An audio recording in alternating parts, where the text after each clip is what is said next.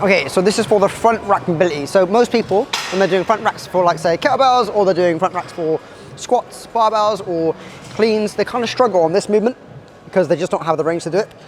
So what you can do, you can practice that mobility on its own. So what you can do is grab a band, doesn't have to be very big, put it round, so it's like shoulder height, put it in, tighten on itself, so it's all good to go.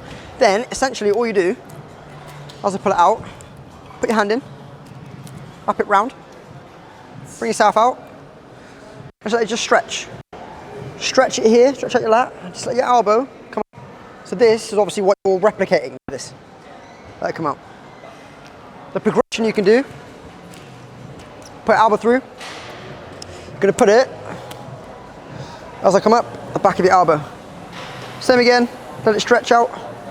So I'm just replicating what I do on my rack, my front rack. That's it.